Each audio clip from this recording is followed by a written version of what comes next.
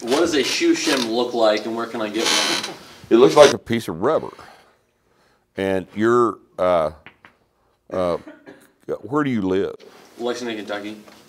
There's how many shoe shops have they got? Well, take your weightlifting shoes to the shoe shop. Now they're going to have to replace both soles, okay? Because he's going to have to pull the sole off of the short side and glue on a piece of rubber, and then re-glue another sole onto the bottom of that. Okay. And so that the sole materials from each shoe will match, he's going to have to re-sole both shoes. Okay. But to the short side, he will glue a piece of rubber the whole length of the sole and make a shim for that leg. My question is, during your 2 years working with CrossFit, do you have any... During 2 years when who was CrossFit? You were working with... You were working with CrossFit. You were... The basic 3 years, yeah. 3 years. Oh, 3 years. Did you manage to teach all of them low bar squat? No. I didn't manage to teach any of them anything.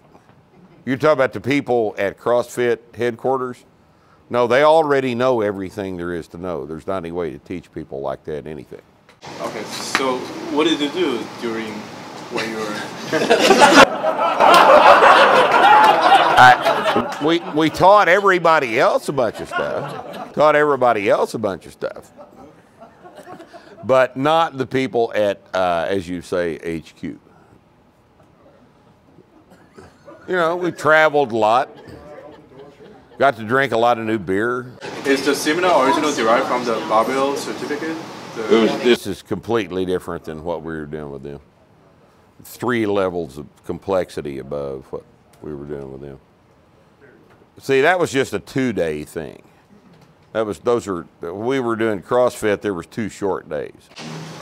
Actually, they weren't that short because I took it in 2008, and it was still pretty damn good. It was just not as much material. There wasn't any of we didn't have any of the theoretical material much because it hadn't been developed by then.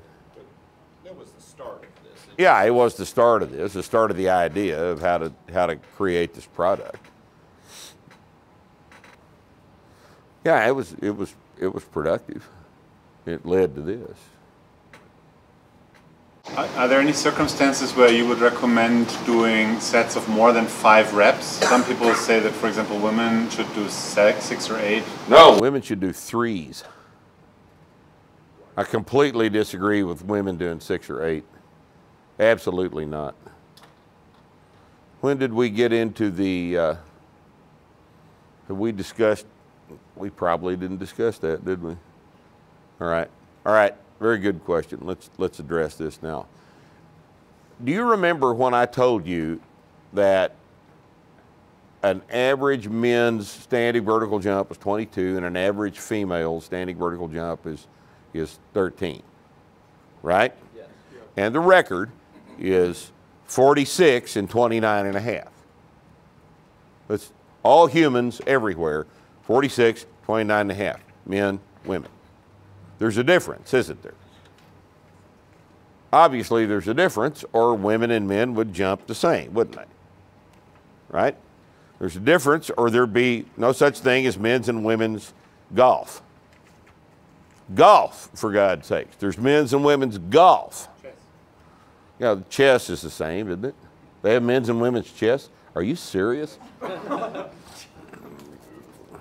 That's a bad sign. That's a bad sign. It's more profound than I thought it was. Men's and women's poker. Is there men's and women's poker? Men's and women's divisions in all sports, right? And there's a reason for this, okay? Men and women, and there's a big long article about this on T-Nation, training for women, all right? The difference is that men and women have wildly different levels of efficiency in neuromuscular recruitment. Men can recruit very, very high numbers of motor units into contraction for a 1 rep max. Women cannot. So, for example, if a 1 rep max squat for a male represents a 99% of motor unit recruitment event. For a female, a 1 rep max probably only represents about 85%. Maybe not even that much. Okay, so this has some rather profound implications, not just for performance, but for training as well. Okay, would it be fair to put Ronda Rousey in the ring with BJ Penn? No. But he would kill her. He would kill her dead. He would kill her. It'd be a murder, right? At the same body weight, it'd be a murder. Do what? Yeah, let's say we bulked her up. Okay? Let's say we got her all bulked up. Let's say we got him on a cut. Okay? He'd murder her, right? And everybody knows this, right? That's why there aren't any such things as mixed women's and men's combat sports in actual sanctioned athletic competition. Because it's dangerous. Because it's dangerous. Men are much stronger than women, pound for pound, because there are profound differences in the way the neuromuscular efficiency operates in the two sexes. Okay? Doesn't matter how you identify. All right? What matters is how long you have been exposed to testosterone and at what level you have been exposed to testosterone. Your wishes and desires are irrelevant, okay?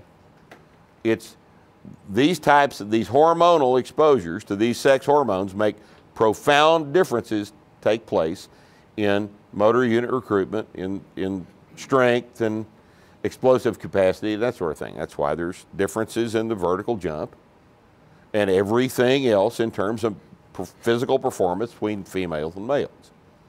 So, if a guy who is going to do a 1 rep max is recruiting 99% of his motor units into that effort, what does a 5 rep max event represent? Maybe 88, 90%, right? Let's just to jerk a number out of our butts. All right, say 90% of his motor units are in contraction at the end of that set. Okay? Those motor units got trained because they were loaded, because they came into contraction. Right? In contrast, if a female is only making 85% neuromuscular recruitment efficiency at a 1 rep max, what's a 5 look like for her? It's probably closer to 75 or 80. Because the upshot of this thing is that for a female, she could do a very, very high percentage of her 1 rep max for a set of 5, because the 1 rep max wasn't really hard. So what does that mean about the 5 rep max? It's not really hard either. You got a 350 bencher. Anybody in here doing 350? Nobody at 350. All right, Reynolds, let's say Reynolds does a 350. How many can you do for a triple? 305? Well, I mean, in real life, my best bench is 460 and my best triple is 405. 55 pounds less than the max. See the deal? All right, now, let's have him do 405 for a triple. He finishes his last triple. And then I'm going to make him do a forced rep. All right? So he's going to take the 4th rep down, and he's going to push it up, and I'm going to take enough weight off of it as the spotter to keep it moving up. And then we're going to do a 5th rep. What's going to happen in the middle of the 5th rep? I'm going to have to take the bar. I'm going to have to take the bar because he's going to be completely fatigued. All right? Now, let's say Charity is benching 135. All right, 165, say I've insulted Charity. Okay. So let's say Charity's going to do 165. She could probably do 158 for a set of 5. 57, something like that, right? That's different, isn't it? That's different, isn't it? Now, same thing. I'm going to give her, she's going to do 157. She's going to get 5 with it. And she locks out the 5th rep. I'm going to have her go down for the 6th rep, and I'm going to help her up a little bit, just enough to keep it moving. I'm going to do 7. I'm going to do 8. I'm going to help her with the 9th rep. I'm going to help her with the 10th rep. I'll help her for 15 reps, and she will not be fatigued. Way different, huh? Why? Sometimes they'll even get rep 8 on their own and you won't even have to help. Might. It's weird. That might be. Why would that be? Because the previous reps do not represent sufficiently intense motor unit recruitment to produce enough fatigue to make her have to stop. Because they're not actually hard. She's not recruiting that many motor units anyway, because she can't, because she's a female. Testosterone in utero produces profound changes in morphology in the fetus, right? Profound changes that we call boys and girls, okay? Testosterone in puberty produces profound changes in secondary sex characteristics and in neuromuscular. All of the stuff that's considered to be affected by testosterone, all that shit ramps up in puberty and causes things to be different. You as trainers have to understand that 5s for men are not the same as 5s for women. And the answer is not 7s. That's going the wrong direction. That's absolutely the wrong idea. If you want to achieve a higher level of intensity than 5s permit in women, what would you do? Well, what's heavier than 5s? 3s. So what we've all found is that after, say you start a female and she runs 5s for a couple of months on a novice progression, the first time she wiggles even a little bit, switch her over to 3s. And she can make progress on 3s for months and months. Because of that fact, because we're taking advantage of that information. Now you can ignore that at your peril. Okay, you're going to make giant mistakes at meets, you're going to make giant mistakes in training females. If you don't understand this, I would read that article if I were you. It's on T-Nation. It's called Training for Women. Okay? Very important to understand all this stuff. Anybody else? Coach, does What? would a double knee replacement prevent you from doing anything in the program? No. No. I've got a stupid guy here in the gym named Phil Anderson. You guys have seen him if you follow our Facebook. I saw the Wichita PR. Falls. I saw him on the PRs. Yeah. Wichita Falls. And deadlift because that's for the back. Phil did 500 on a double knee replacement 11 months post-op. 600, yeah, it was 600. Deadlifted 600, 11 months post-op on a double knee replacement, which is stupid, but it can be done. Why is it stupid? Because replaced knee menisci don't heal. There's no mecha. You wear them out, you have to cut him open and put a new one in. And Phil doesn't have that good a job, so his insurance isn't that good.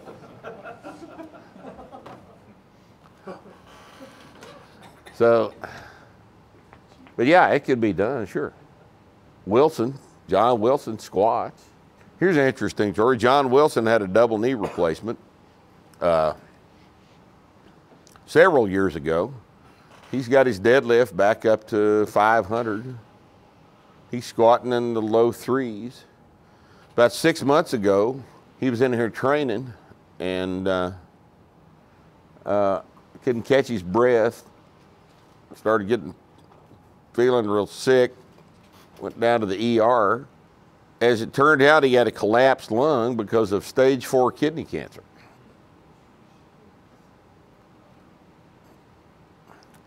So they cut him open, fished around in there and pulled some of the tumor out, got his lung reinflated,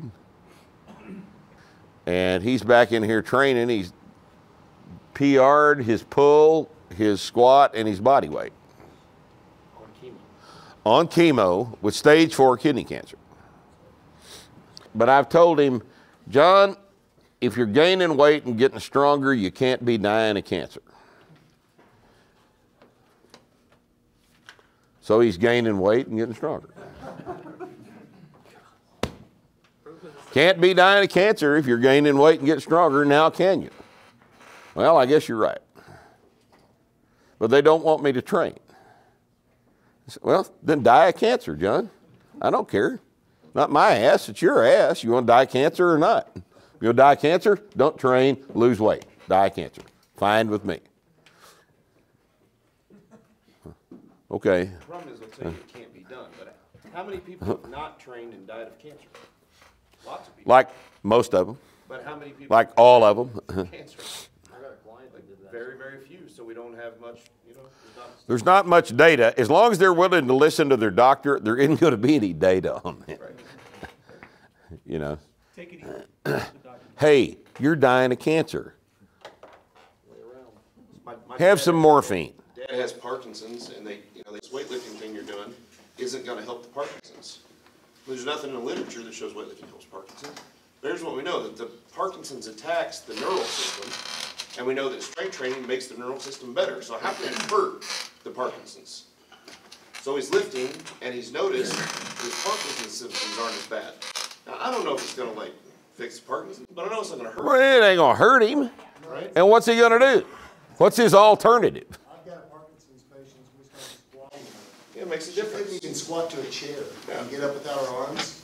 And then she was doing, we couldn't put a bar on her back just because she's 85 years old. And Right. But we started having her do like a goblet squat. Right. With a dumbbell, goblet squat to the chair up and down all day long. It's something. And her gait improves because she's got more volitional control now. Yep. It actually does seem to help. Sure. Well, but even if it doesn't help, is it going to hurt?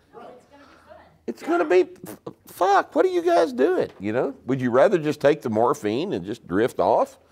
If you want to do that, go ahead. It's your ass, not mine, like I told Wilson. Whatever you want to do is fine with me. But all I'm telling you is that as long as you can get stronger and gain weight, then you can't be dying of cancer. And he seems to be able to understand this. So that's what he's doing. And he's alive, but he's getting stronger, gaining weight, getting kind of fat, actually. Fine with me. You're getting fat. People that don't die of cancer when they're getting fat, do they?